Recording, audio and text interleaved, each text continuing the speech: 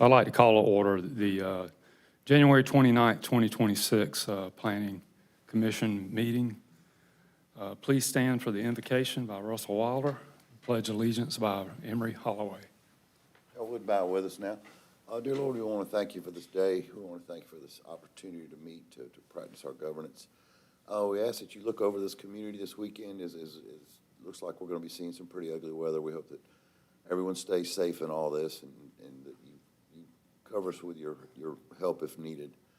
We ask you look over all the good folks that came here tonight. We ask you look over all the law enforcement and the fire protection people that work for us, protect us, keep us safe in this community. Thank you for all the many blessings you bestow upon this community. In Jesus' name we ask, amen. Amen. I pledge allegiance To the flag of the United States of America and to the republic for which it stands, one nation, under God, indivisible, for liberty and justice for all.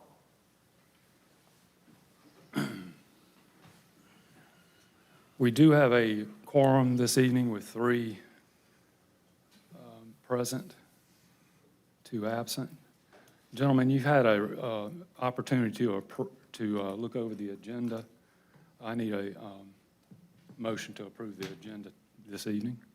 Mr. Chairman, I make a motion to approve the agenda as written. Second. I have a motion and a second. All those in favor of the agenda this evening, raise your right hand. Motion carries.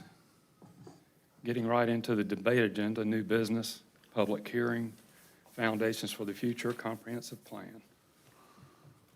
Thank you, Mr. Chairman. Again, thank you for putting time in tonight. I know it's a special called meeting of the Planning Commission. It is for this one item tonight. It is a public hearing to take additional public comment and feedback on the plan itself. It is not a town hall. It is not a question and answer type session, but it is a public hearing similar to what we're used to in regular Planning Commission meetings. Just kind of real briefly to talk about why we're here tonight. This is a public hearing for the Foundations for the Future, which is the draft comprehensive plan. As you may recall from the previous Planning Commission public hearing on November 20th, this has been a little over a year-long process. We've had a number of community events throughout particularly the first half of 2025 to get community input and feedback on what they would like to see in this new plan, things that are going well, things that maybe the county needs to look for as we move forward over the next 5 years or so. This is a state-required document that the county needs to have on file and in accordance with state requirements so that we can have zoning here in the county. It also does check another box in that a updated plan does make us qualified local government, which does put us in line for opportunities for state funding, and we do receive a fair amount of that, so this is an important document from that aspect as well. Just real briefly, kind of go through the timeline a little bit and touch on some of the key points along the process. We kicked this meeting or this process off actually before the beginning of 2025 when we were looking at consultants to help us with this project. We had a little event here in the county known as Hurricane Helene that kind of delayed us. In fact, our various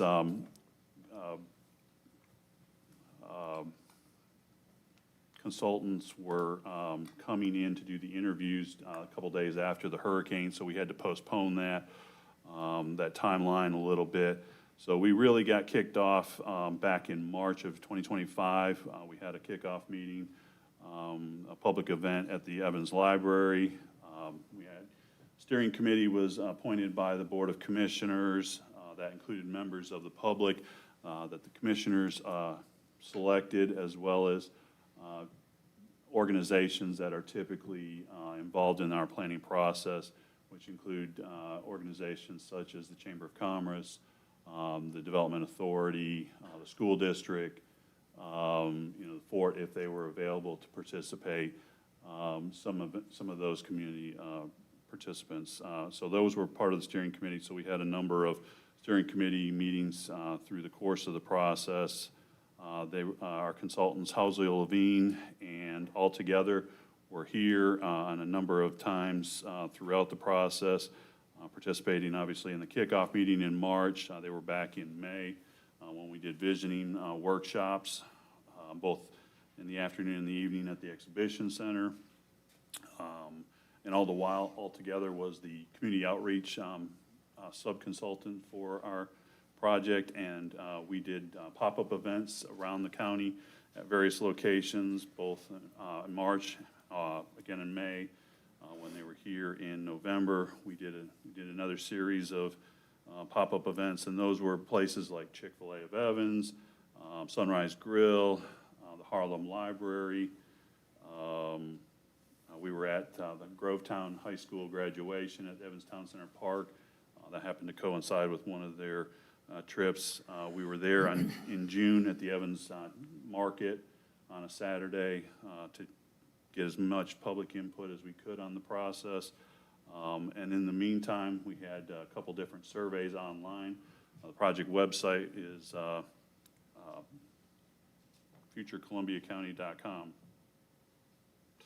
And so we had two different surveys throughout that early process to gauge public and get some feedback on things that they're looking for, things that we need to look at as we head towards the future. So there was another component called map.social, which was an online mapping where folks could go in there and put pins in certain locations throughout the county. Whether it was a traffic-related concern or this is a great place and they can attach a photo, things of that sort. So we had a number of hits on that. I got an update from our consultants this morning. As of this morning, we had just a little over 3,800 unique viewers to the project website. Some of those were participants within the surveys themselves. Some of those were just somebody, that might just be interested in finding out more about the project. But then also, they could download the Now Draft Plan and some of the engagement strategies that were conducted throughout the process and see some of the outcomes of those events. What we're here to talk about is the draft plan that, is now has been available online since October 31st. I would tell you that currently that is the latest draft, although we just sent last week a few Scrivener's errors that we went through the plan and noticed a couple of Scrivener's errors, so there were a couple of tweaks there. And, well, if we can go to the character area map, the one change that isn't reflected in that October 31st is the recent approval of the quarry, and so we've added that to the character area map with the technology and industrial, so that'll be reflected in the final version. And again, all of this is to take in public comment tonight. If there's any additional and new information that we can add to the plan, we will certainly try and do that. The ultimate outcome is that the Board of Commissioners will have this on their agenda for February 17th for adoption. One of the things I'll talk about just kind of real briefly is, and I know this is the kind of the meat of a lot of what the comprehensive plan typically is, the future land use map, or in this case we call it the future development map. In the Vision 2035 plan, we had a number of character areas, and you see the proposed character areas here on the screen are also obviously in the plan as well. One of the things I will point out is Vision 2035 had a character area called activity centers, and we had a breakdown of a couple of different types of activity centers, one of them being employment, one of them being mixed use. And so what you see here is that in the proposed Foundations for the Future, there is no activity center character area anymore. So those areas that previously in the Vision 2035 plan would now have to have a new character area assigned to them. And you can see in that map there that particularly Abilene Harlem exit has more of a technology and industrial character area proposed with some regional commercial. The Gateway was previously an activity center, mixed use and commercial, and that is primarily now regional commercial as a character area. And within the plan proposed, there are several pages that go through and describe what each of those character areas generally are going to look like and feel, and what that intended uses could be as we move forward. So that's kind of in a nutshell, you know, what the process has been. How we've arrived at this is we have, you know, gone through the public engagement process primarily on the front end, gathered as much public input, you know, stakeholder interviews, talking with, you know, various folks in the community, but also, you know, through the surveys, through the public engagement, whether that be pop-up events and whatnot, you know, kind of pulled all that together, and then from that, pulled into the proposed plan, you know, some goals and objectives that seem to be generally kind of core to what, you know, folks were saying. Not everything makes the cut, and of course, you know, that is as part of that process. You know, we have to make some decisions as to, you know, what is achievable, what is something that the county is working, you know, towards, and, you know, some of those things just don't make the cut. So with that, you know, certainly answer any questions you might have, but again, this is a public chance for the public to provide any feedback on the draft plan that we can take back and see if there's any additional changes that need to be made prior to consideration by the Board of Commissioners for adoption. Oh, and I guess one last thing, as more of a procedural element to tonight. So this is a public hearing. Once the public hearing's closed, there's no action required by the Board of Commission, or excuse me, by the Planning Commission tonight.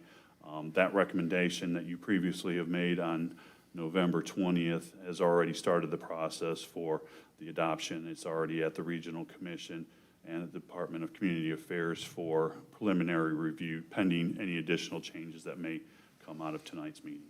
So no required action tonight. Thank you, Scott. Now we have public comments or participation. If you would like to come forward, if you have any comments concerning the Foundations for the Future Comprehensive Plan, you may approach the podium. You have 5 minutes, and, I don't need 5 minutes. okay. My name is Judy Bullard. I've lived in Athens for 72 years. I love your opening statement. Hold on a second. Yeah, I know. Hey, Chris, can we make sure the mic's on? Just tap the, is it lit up right there? Is it supposed to be plugged up to something? Yeah, there you go. I think you're going now. There you go. Okay. Start again. Yep. My name is Judy Bullard. I've lived in Appling, Georgia for 72 years. I love your opening statement here. It's about preserving what our community is made special by. I don't think you're doing that with this plan. And I'd like to know how you take someone's property that they've lived on all their life, and y'all decide that it needs to be used for something else besides their home place. I just don't understand the process. Without ever speaking to them to say this is what's being considered for the property you live on, that your father owned and your grandfather owned. That's all I've got to say. I don't agree with this plan. Thank you.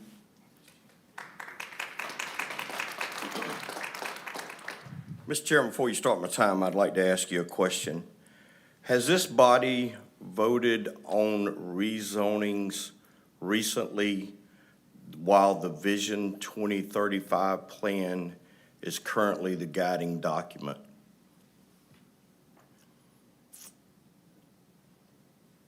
Yeah, but I thought it was getting adopted.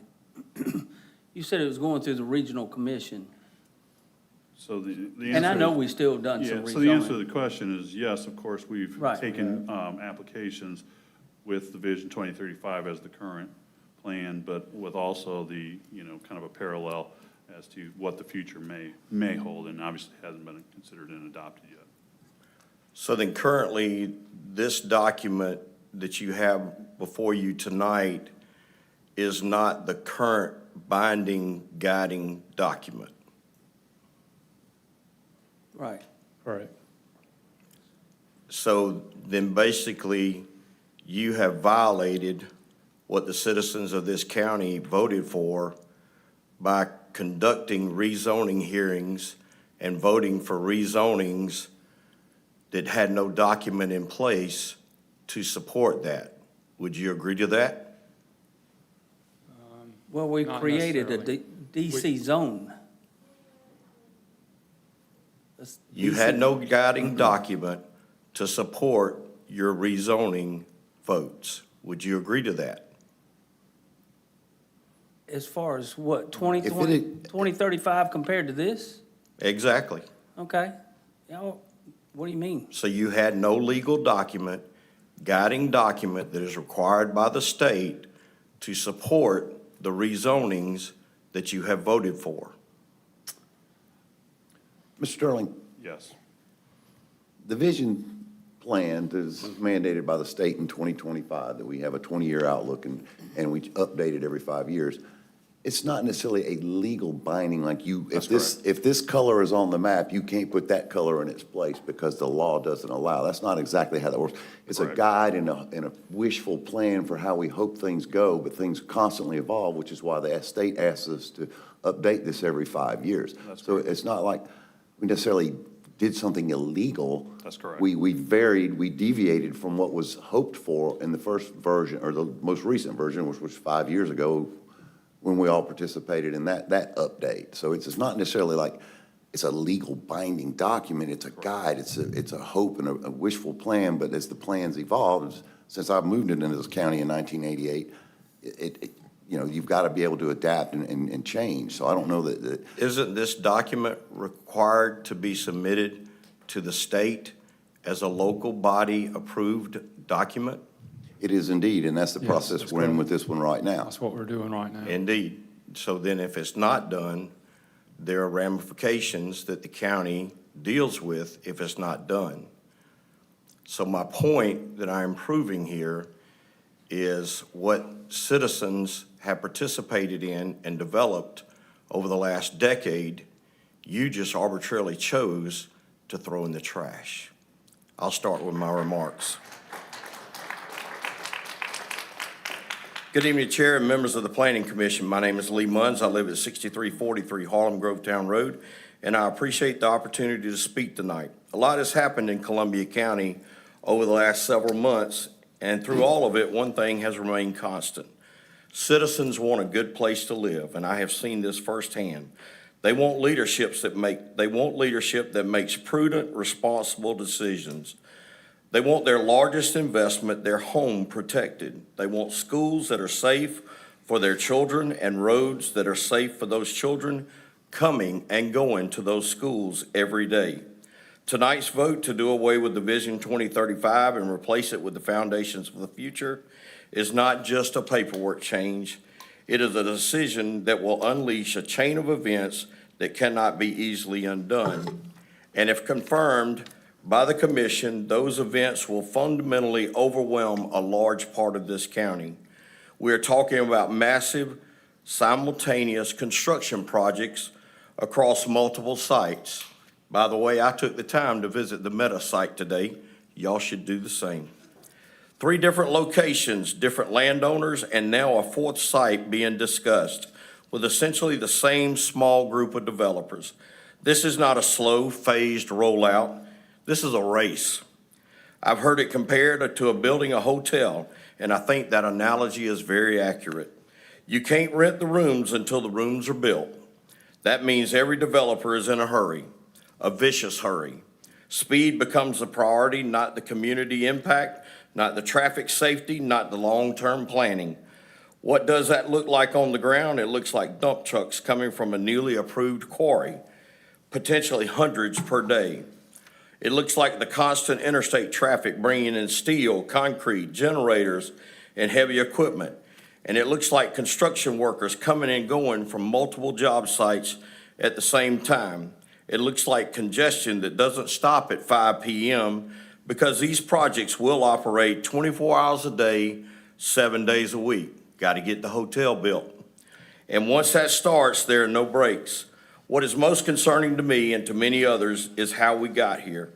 Even members of the county's own planning staff have publicly asked developers to help them understand what a data center is.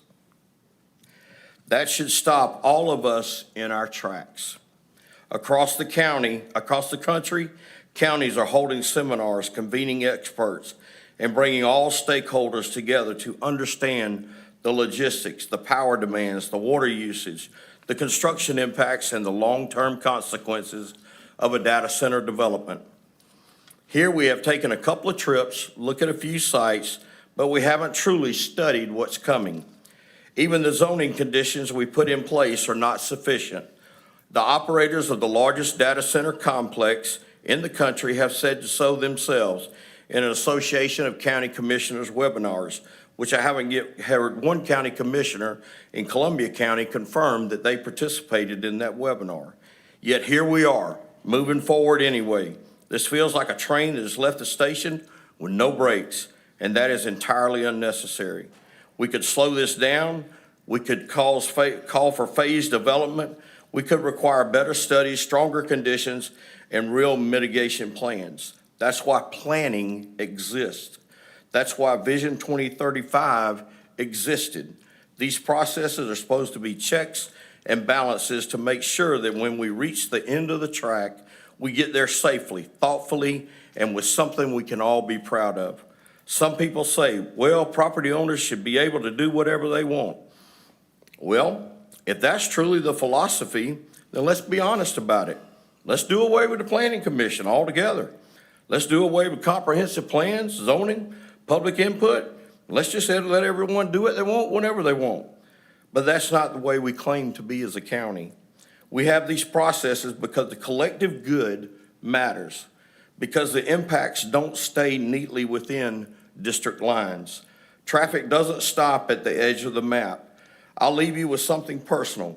The other night, my wife and I were talking about what happens once construction starts.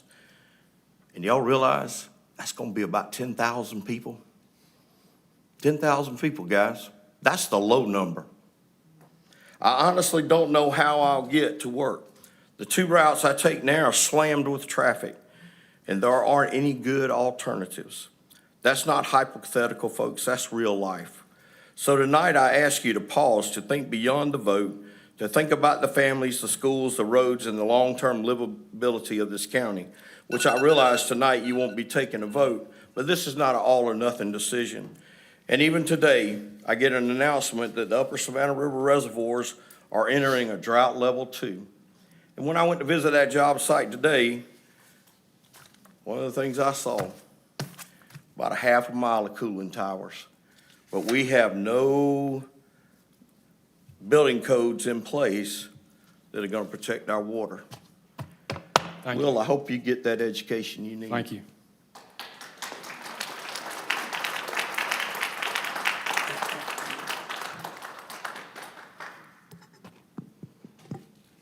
That's a hard one to follow. Can I ask 2 questions before my time starts? Is this the last public hearing for the Foundations for the Future? Yeah, this would be it. Yes. Okay. Board of Commissioners obviously have to take a vote, so it'll be on their agenda for the 17th. So anyone who isn't here tonight who wants to submit comments? They can still submit them to our office, or they can go through the project website. Okay.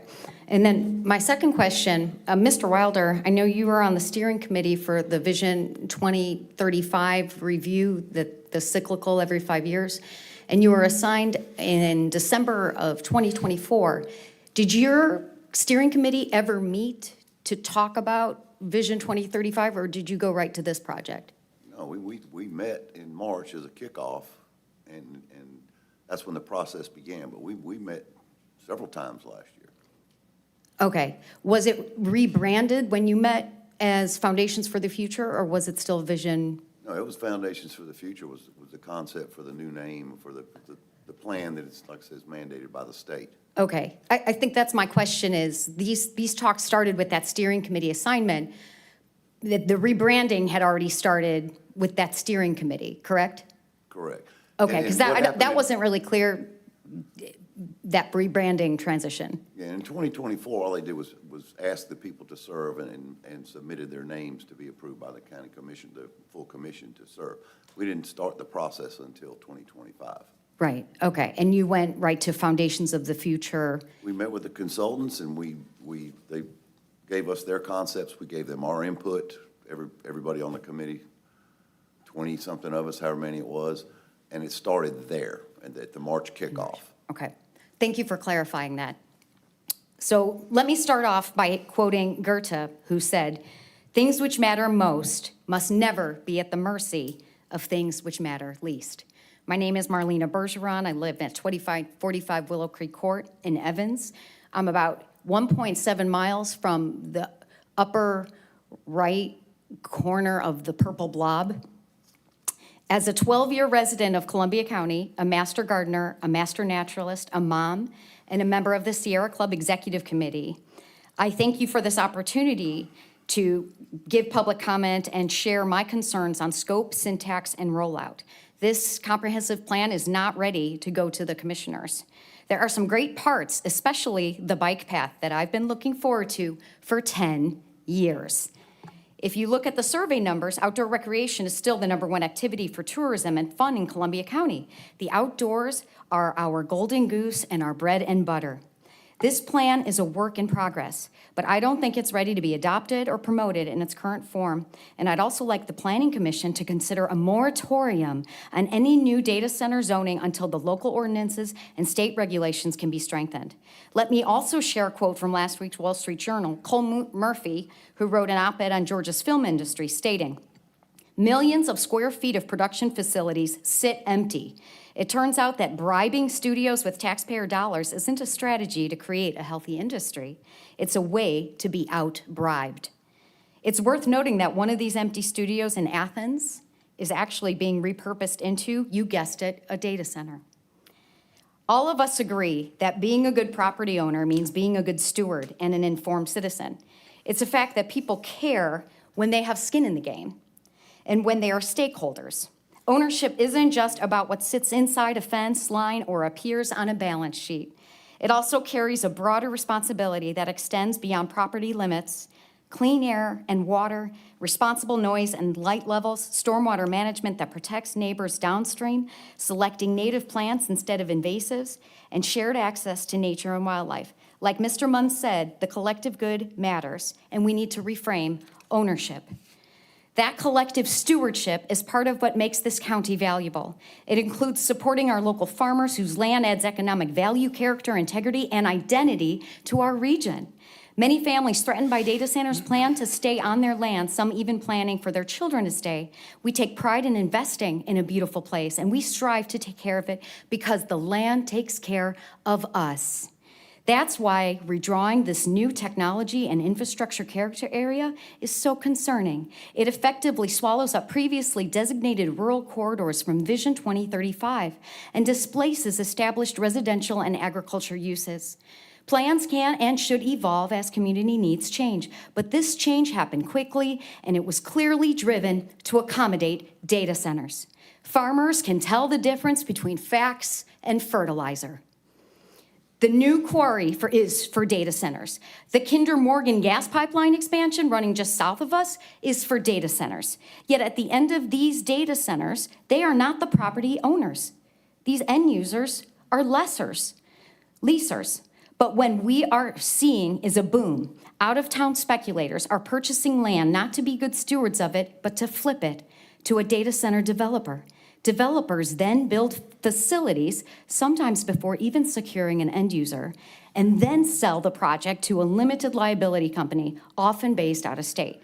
And what everybody in here needs to understand is that LLC does not sell the property. It leases it to major corporations like Microsoft, Meta, or Google. So these companies can avoid ownership responsibilities and keep the asset off their balance sheets. If something goes wrong, if the community needs accountability, it lands on an LLC from Delaware, like Kinetic Infrastructure Solutions, not a neighbor who lives here, who owns property here.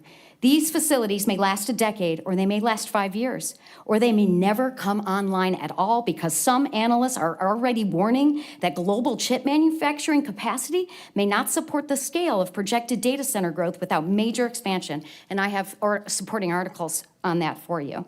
Yet our county ordinance does not include a meaningful end-of-life surety bond, and neither does your comprehensive plan. There is no clear obligation for an LLC owner to repurpose, dismantle, or rewild these massive warehouses once they become obsolete, and they will.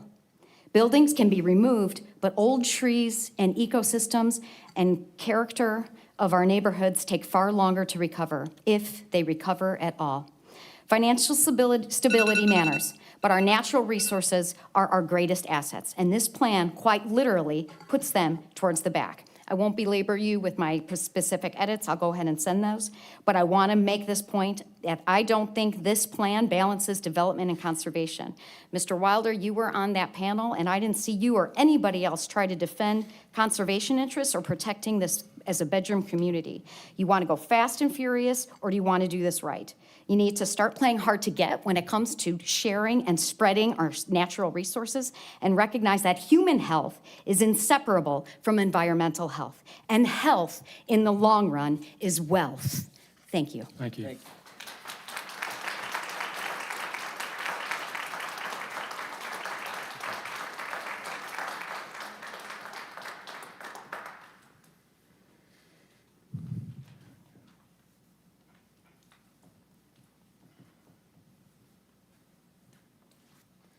Good evening, gentlemen. We know each other a little bit. My name is Dan Lanning, 825 Rolling Brook Lane. Live across the street from the proposed bird rezoning.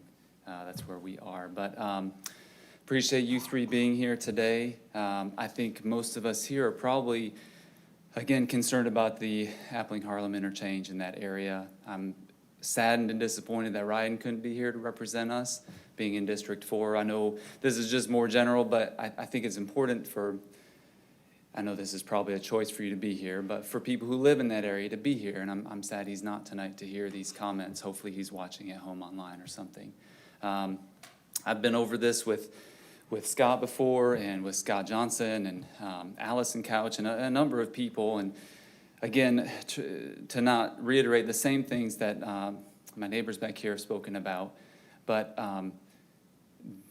the difficulty for me, and I missed all the meetings. I wasn't aware that this was happening over the last 9 months until about November when this draft came out. So I wasn't able to participate in the public community outreaches and things like that. But when I went back and dug and did some open forms of some of the things that were happening, Appendix C, D, all those things, the different events, nowhere in public comment, nowhere in any of the information provided to me from the specific meetings that happened did I see really any neighbors, any residents of Columbia County turning this area into this kind of a district. If you read through the foundation, I hope that you all have gone through it page by page, piece by piece, because there's a lot in there. Up until August, it didn't look like this. When there's an August 11th email. It was to Scott Sterling from the Housiel Levine Associates, and it was kind of like, hey, we've got this information, we've put this little packet together, and they sent pictures of the proposed update. And the draft update at that time, I'm sorry, I don't have copies for y'all for this, but it did show a new purple technological area, right? But it was very small, and it was relegated to the White Oak area, which we'd already had the S1 for. It seemed like it fit within character of what was gonna be there. The next time anything public happened was when this new draft was released. And then as you can see, that purple area expanded probably close to 2 to 3 times as big. So obviously our concern is the growth management. We know that White Oak has been already purposed for this, and there's not a whole lot we can do to stop that.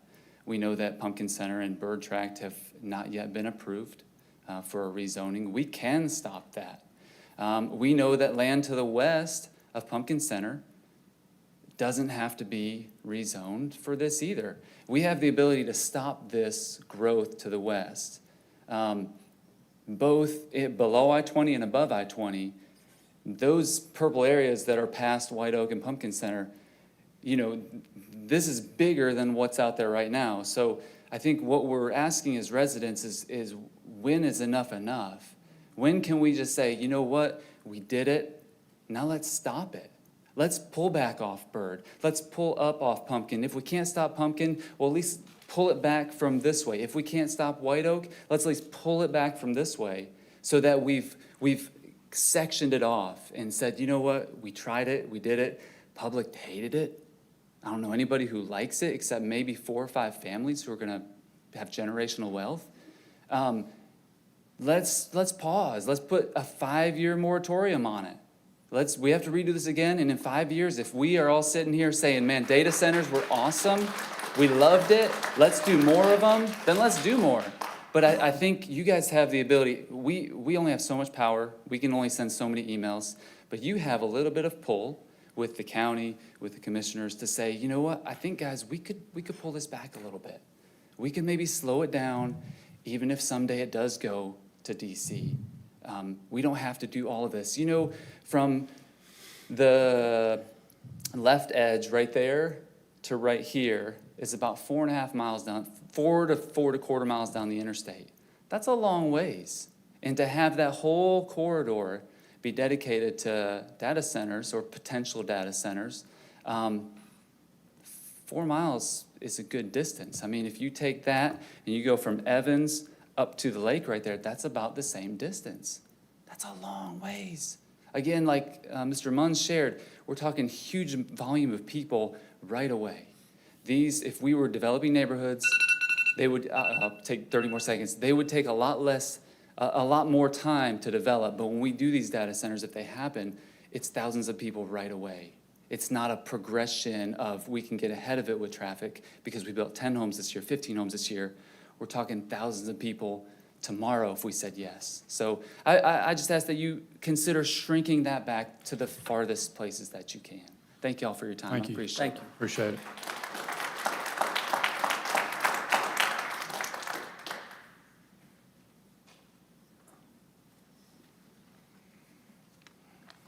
Good evening. My name's Cambry Wood. I live at 473 Cambridge Way in Martinez.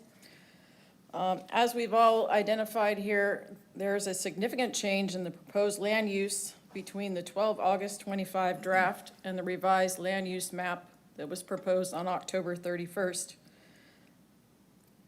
And we all know that the technology and industry sector has increased almost threefold in that time. But during that period, there were no pop-up events or hearings, nor any information or justification provided to the residents of the county to explain why this change took place. It just showed up in November, surprise, surprise.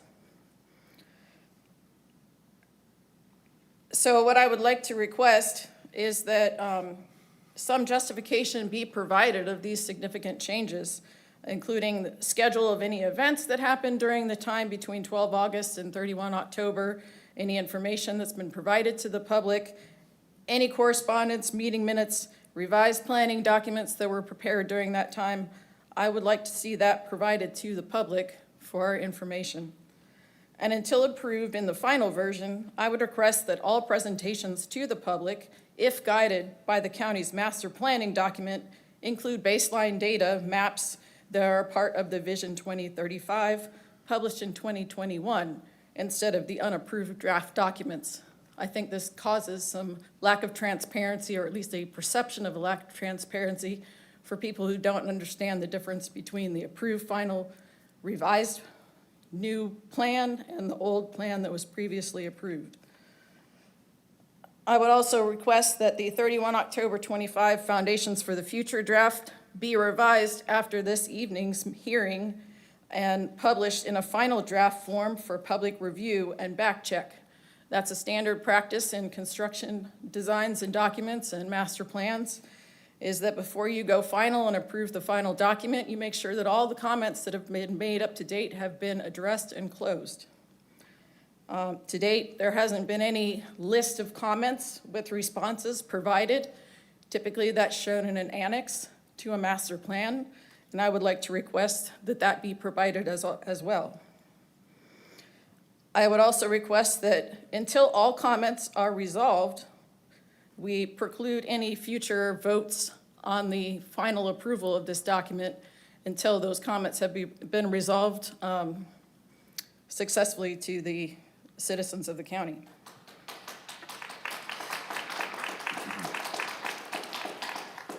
So the next topic I'd like to talk about is the existing conditions memorandum and the actual foundations of the future.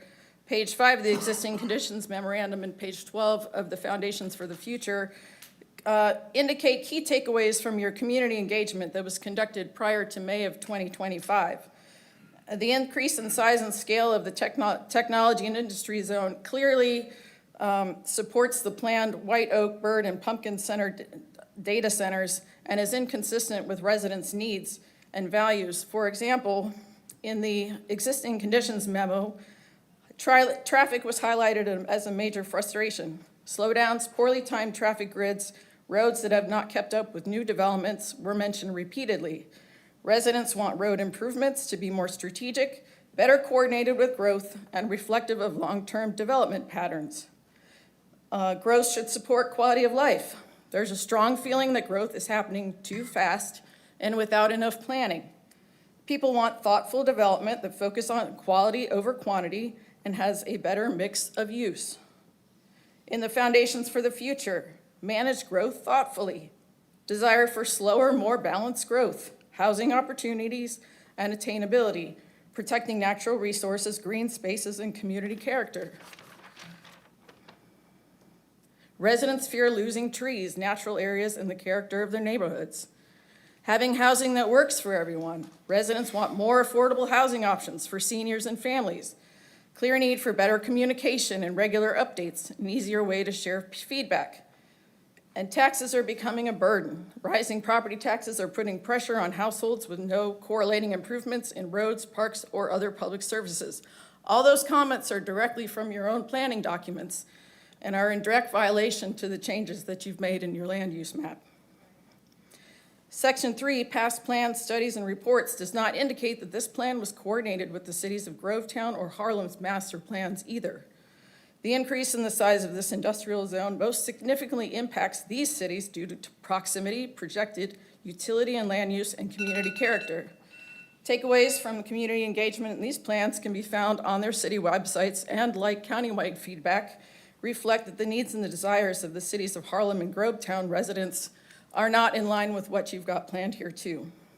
So again, I'll reiterate, and I didn't get a chance to finish my comments, but I did submit them online as well. So I recommend that all future votes of the Planning Commission and the Board of Commissioners regarding these developments and approval of the foundation of the future should be put on hold until all conflicts are resolved to the satisfaction of the residents of Columbia County. Thank you. Very much.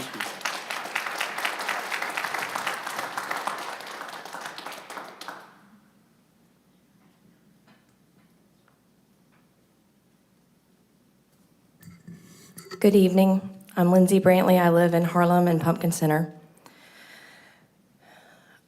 When I looked at the numbers of people that contributed to feedback over the last 9 months for this draft, it adds up to less than 1% of the registered voters in Columbia County. I know I recall seeing the online survey. I completed both of those. But other than that, I had no idea of any of these other events that occurred over the last 10 months. So Columbia County has a citizen engagement problem and a major communication problem. Just want to start off with that. In my correspondence with Chairman Duncan, when I've asked about what will happen after tonight, when will they vote, which the answer is February 17th, what will happen between, I've been given a few conflicting statements. One of his statements was that there will not be any additional drafts. Another statement was, any new information at that public hearing will be evaluated for inclusion into the plan. And even here tonight, I'm not really sure if anyone's been able to bring any clarification to that concern, but we're begging you to go back and represent the people, and that we need a new draft that actually makes sense with what we all have asked and said on surveys and pop-ups. Like several people have said, When you look at the notes, the anecdotes, Appendix C, Appendix D that someone found in a FOIA request, no discussion reflects the purple expansion on this map, none. Okay, so I'm going to read a little bit from an email that I sent to Chairman Duncan. Foundations for the Future is a document which remains under amendment and is scheduled for a hearing on January 29th and has a commission vote for February 17th. It would seem it should not be factoring into the February 3rd decisions. In recent meetings, Mr. Butler has used Foundations for the Future in rezoning presentations to the public, as Ms. Cambry mentioned. Relying on a document that has not been finalized or adopted, while disregarding the framework that is currently in effect, creates the appearance that policy is being adjusted to accommodate proposals rather than proposals being evaluated against adopted policy. Even if this is legally permissible, as Mr. Wilder has stated, it undermines public confidence in transparency and process. It shows the voters that our commissioners are fine to keep their chins above the legal waterline, but totally stomp on citizens who are literally the last to know what's going on. And actually, that's actually not having the appearance. We now have seen that there were emails back in July between Mr. Butler and the EDACC and a few people representing developers where they were discussing, I would call this a pre-application coordination, in my opinion. They were discussing the Prather property in Pumpkin Center, and Mr. Butler's response on July 25th of this year. He says, you could move forward with just Lionel's piece and bring in the Verdery property later. It would just be a combo rezoning plan revision. It would be nice to take it all down in one fell swoop, but it doesn't always work that way. So these conversations are being had on email, while the first public reading of the DC rezone was on November 19th to the public. And then, of course, the vote after that was on December 5th, where it was made as a public finalized document, which we know now these developers and data center people were getting all their ducks in a row, and then a few days after December 5th, the rezone application was polished up and ready to go. That's a problem. I want to read some information about some of the people on the steering committee, which is helping to guide. Maybe this explains the purple. In fact, it does explain the purple that we see up on the screen. Jim Cox, Development Authority Board Member, Southeastern Marketing. Bryce Malier, the son of Commissioner Connie Malier. Russell Lahadny, former chairman of the CC Chamber of Commerce. Cheney Eldridge, the executive director of the Economic Development Authority of Columbia County. Stephen Flint, Columbia County School Superintendent. Jonathan Crawford of Southeastern Development, of which the CEO is Vic Mills, who sold the White Oak property to our development authority. Keith Lawrence, a Maybone development manager, who is coordinating the Bird Farm rezoning application as we speak. This is a conflict of interest. Where are the regular people who elected leaders to represent them? Where are they?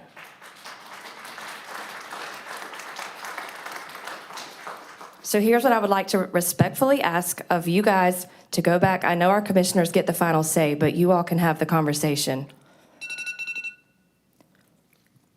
I would like to request that the steering committee publicly release and post all documents and communications that led to the changes from the August 12th map to this October 31st map. And if you can't produce that, if there is nothing in the record to produce, then put the map back.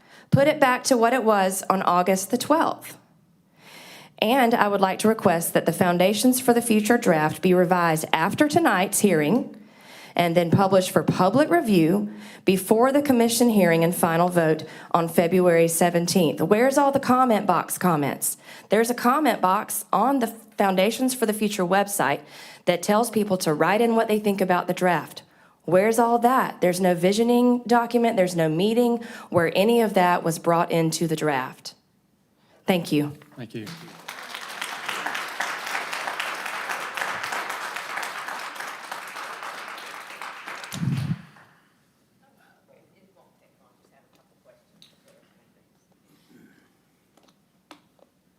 Hello, I'm Sylvia Elam on Oak Road. Couple of questions. I'm looking at the purple at the Stevens Creek Road up here. there's the green that is the open space and conservative areas in there. Is it going to remain that amount of distance that has to border it? And the second question is when you look at the purple right by the burgundy, which I guess is Martinez, basically it's where our greenway walks, when you walk that greenway. Over, if you look real deep under the purple, you see the green, but the purple's imposed over it. So to continue down our greenway from Patriots Park, we're gonna have to walk through a data center, or, excuse me, the technology and industrial area. We're leaving that, because we've just have the big purple, which we've all heard about. But then you sprinkle some purple along in this area that's real little, and even the you- one off of Wrightsboro Road. Ms. Elam, could you Yeah. indicate on the map, just touch on the Sure. map where you're Oh, I talking didn't know we about? had a touch screen. My apology. That's First fine. one I'm talking about, whoops, that's a Okay, thick pen. yeah, How do I undo that one? Go back. Can we thin that pen down, or is my finger that fat? Okay, let me go back, wait, go back here. Big circles, all right, that one. Sorry, I covered up, there we go. That one, you can see that little bit of green there. You can see the green there by the purple. And then up under here, right in that little section, if you look close, you can see the green going up under the purple. So we're just sort of mushing it, and even we've got a little green here with some purple, but they're butting right up against it. And every time I've come to these planning commission meetings, they'll talk about, well, can we do the border? I know it's supposed to be 500 feet, but can we make 250? So, and you're like, oh, okay, yeah, we can live with 250. But we don't have a great border there, but the little bitty amount of open space that we have here, it's got all purple on it. So every bit of open space that we have, we're now smushing some purple on those borders. So that's my concern, is everybody's concentrating about that big area of purple, but you guys just splash some purple in there like cake sprinkles. So if we could just kind of, that's my concern, is you really haven't looked at your Well, green now, some of the space. purple you indicated, there's existing facilities there, like the purple on Stevens Creek, I'm pretty sure that's a water treatment facility there, isn't Okay. it? And there's, the green beside it is, Right. it can only be green because it's wetlands or something Right. to that Or effect. it's Same with the that. river Same with that little walkway. green streak over there by Okay. Grovetown. And then some of that purple there was already existing. It didn't have that indication, so that was why it was updated to the purple to reflect what So- was already there, kind of like the quarries over Columbia Road. So what color would that have been? What, I need to see. see, we've changed it to technology and industry. What was it I before? think the thing to keep in mind here is, and kind of to your point, the areas over there to the east side of Grovetown along Wrightsboro Road where it's purple there, Mm-hmm. that is John Deere. Those are existing industrial areas Okay. within the county.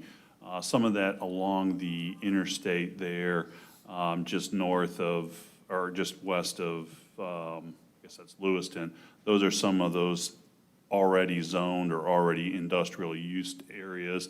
I think Commissioner Wilder mentioned the two areas on Columbia Road, just west of William Few. Those are the existing quarries that Okay. already are there. So those are industrial uses that So- already exist. The Martin Marietta site that you referenced at the county, Right. Richmond County line, right there against the Savannah River, those are industrial activities that already are existing uses in, so that fits within that All right, technology so and industrial. we just took the industrial Yeah. zoning and added technology to it to make the technology Kinda- part DC part of Well, it's potential? similar, data centers have an industrial component to use and feel to them, so that technology and industrial is kind of that character area. Zoning is a separate issue to what we look at here, so that's where you get into whether that's M1 or M2 zoning, which some of those other properties may be zoned as such or are other zones. And then you have the DC district that's out there that may be applied to some of these other So properties. we'd have technology and industrial, and then we'd have DC, we'd have subcategories under That's, these. these are, the technology and industrial is the character area in the future land use map of Right. the comprehensive plan. What that translate into your property, somebody else's property, is the zoning, which would be your R1s, your C2s, your DC Right, so district, it's your the M1s. subcategories up under It's, these they're colors. separate, but Right.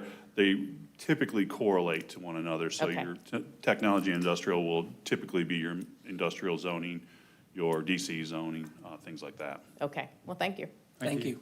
And thank you, Mr. Moody, for actually looking at me while I was speaking. I appreciate it. Good, thanks.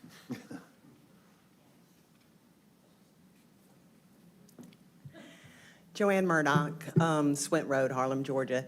Do you have,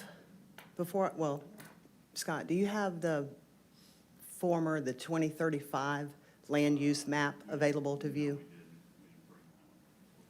Sorry, no, we did not bring that one.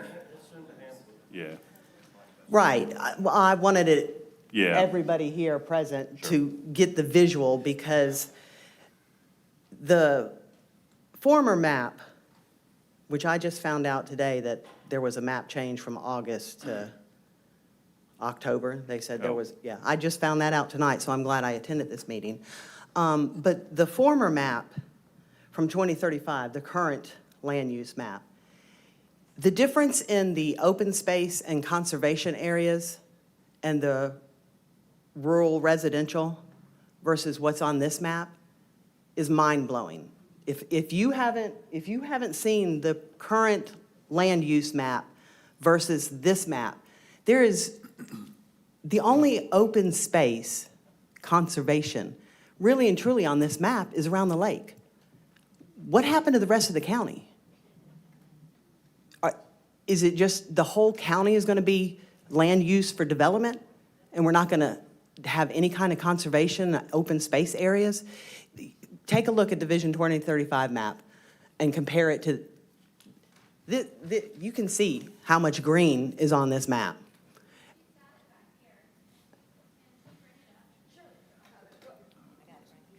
Yeah, I've got it on my phone. I just want people to be aware of how much drastic change there has been done. I'm particularly concerned myself, for personal reasons, about the purple that's been expanded suddenly in a month's time near Pumpkin Center, because I live there. That, it's rural neighborhood currently. This purple and the lack of open space and conservation area is just insane. It's insane. And I don't think anybody, residents, citizen-wise, has asked for this expansion and asked for the comprehensive plan rewrite to do away with so much of rural open space area in Columbia County. That's what this county we have prided ourselves on for the last 30, 40 years that I've been here, on beautiful land in Columbia County. And it's gonna be destroyed. If this land use map is approved and accurate, it's a nightmare. Also, I thought it was really interesting, and this is more of a rhetorical question. How do you get to be appointed on the steering committee? Because it seems like they don't really ask for regular citizens, because everybody that I've seen and heard listed tonight was associated with somebody, especially somebody that could be, or they had a vested interest in this technology and industrial stuff. Thank you. Thank you.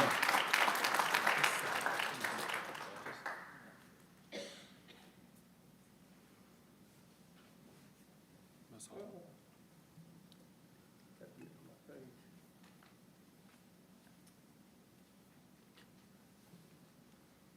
Gentlemen, thank you for being here tonight. I wish our representative could have been here, because if you look at that node around I-20, that's District 4.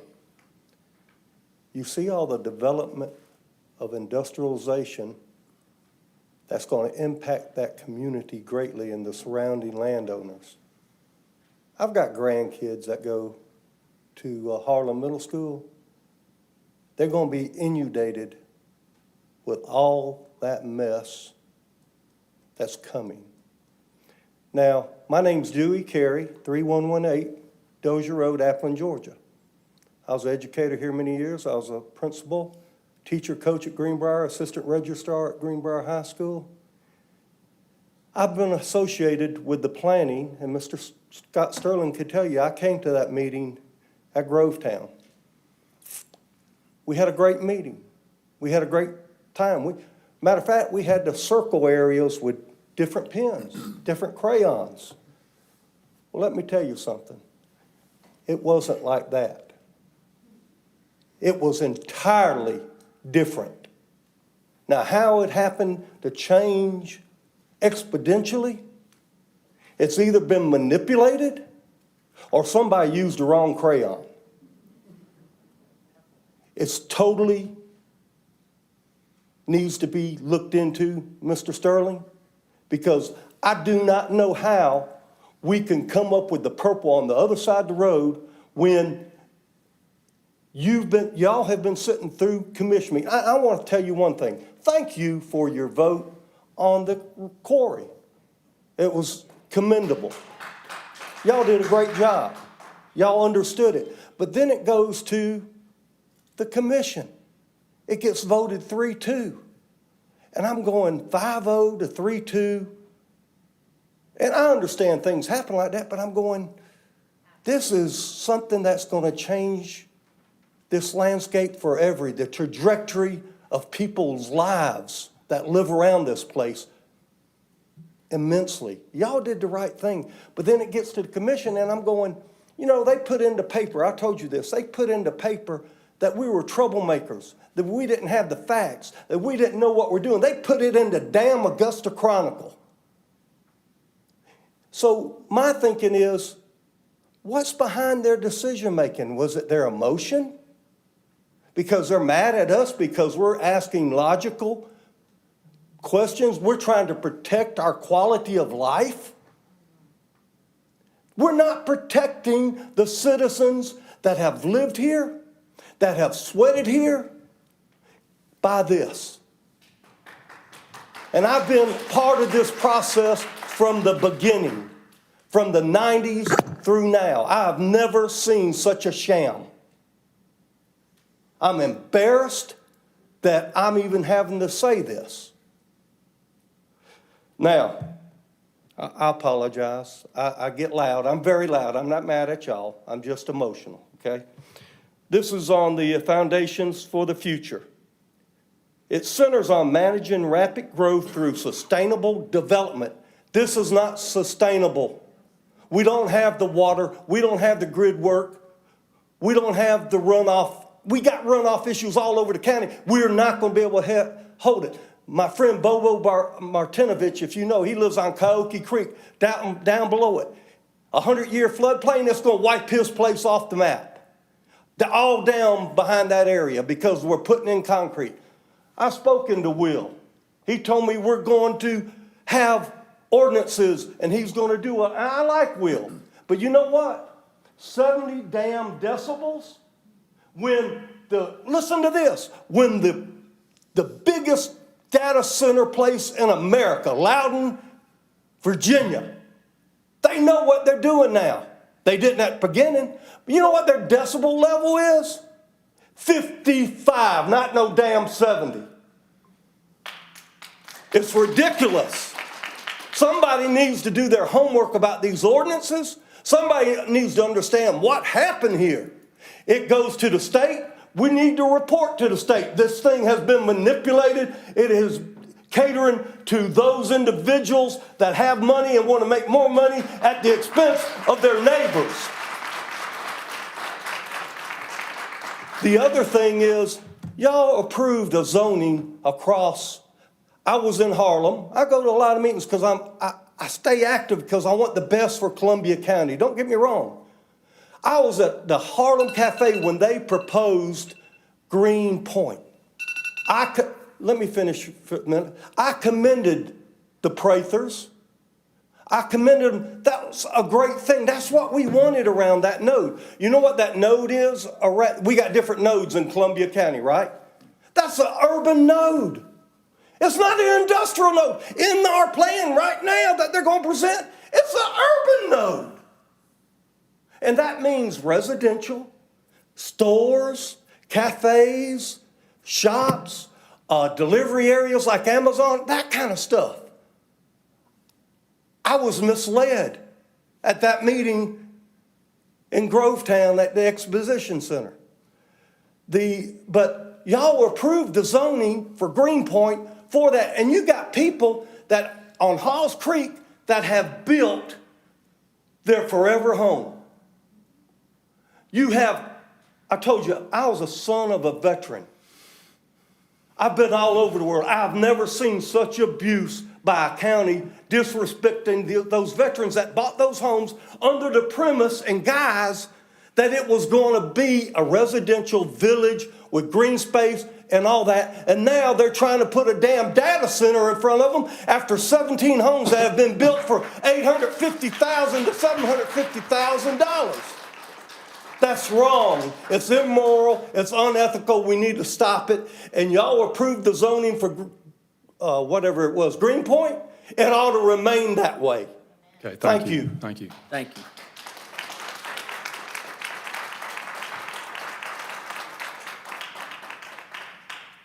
Rachel Dixon, 6160 Old Union Road in Harlem.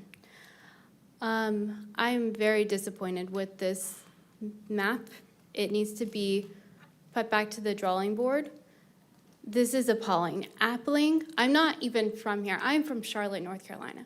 I came here, and to see Appling being destroyed this way, you know what makes a good community? People. I want to see farm animals. I want to see chickens. I want to hear kids playing. I don't want to hear data centers. I don't want to see a community being destroyed before our very eyes with data centers. And to make this industrial is ridiculous. Y'all need to go back to the map. This is shameful and dishonorable. So I hope you'll reconsider this. And actually, if it would be great if we actually could all see the map the way it is right now, because this doesn't even make sense. But there are lots of people throwing a lot of money in our community, and we would like them to leave and take their money and just leave us alone, because we just want to be a community of people with neighbors and homes, and that's what's going to make a difference, and not data centers. So data centers don't vote for y'all, okay? We do. So goodbye. Thank you. Thank you.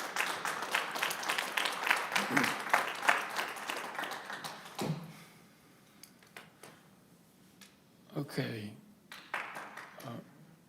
We have one more? Okay. Come forward and state your name and address for the record, please. Well, I just want to say one thing before I forget it, because it's not written down here. But the other night, I was listening to the nightly financial report on the radio, and they were interviewing the people who have the largest realty company connecting people with data centers.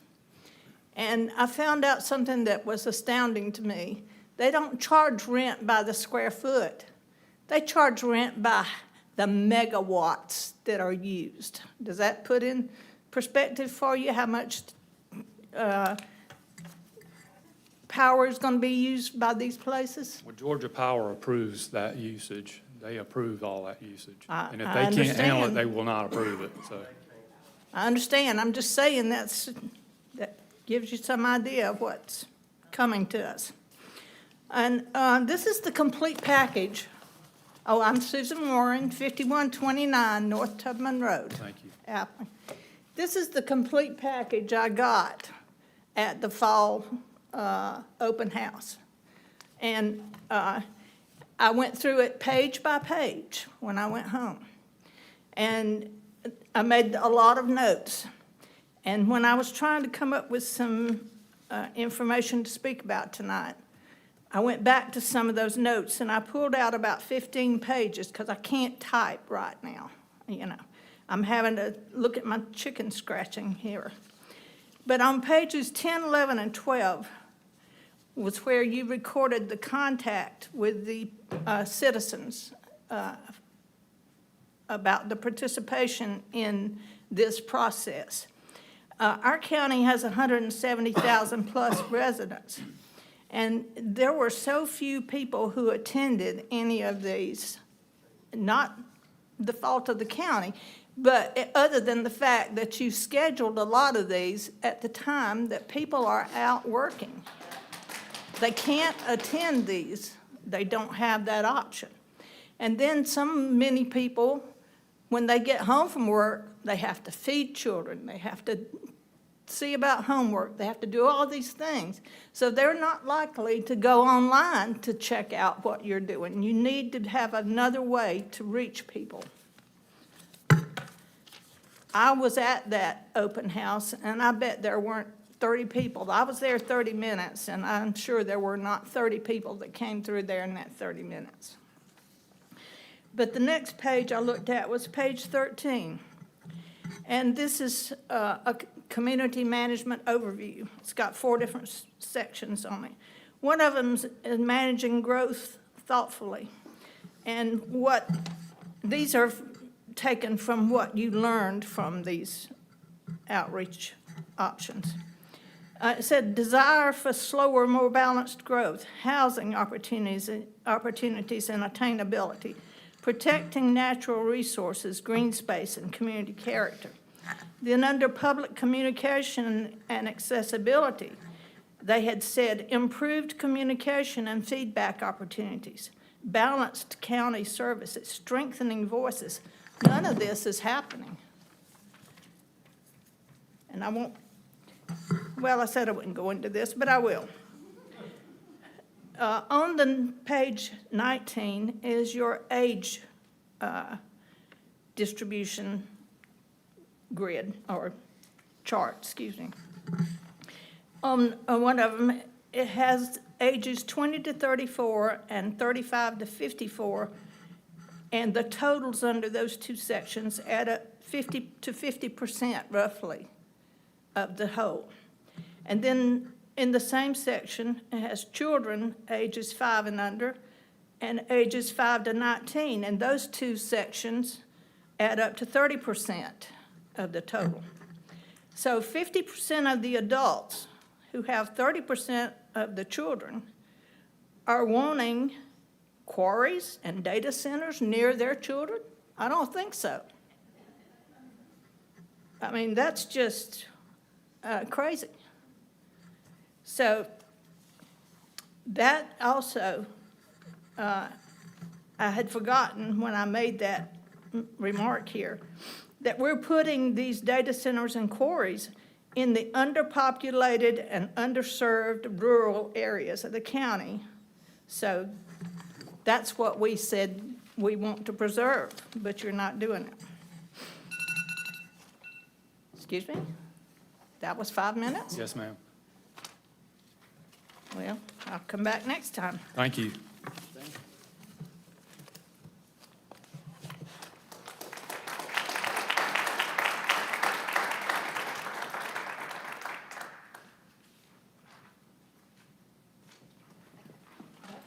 Sorry, thank you. Okay, I see no more participation. We have any comments you'd like to make? Okay, can I get a motion for adjournment, please? Mr. Chairman, I make a motion that we adjourn. Second. I have a motion on the floor, second. All those in favor of adjournment, raise your right hand. We're adjourned.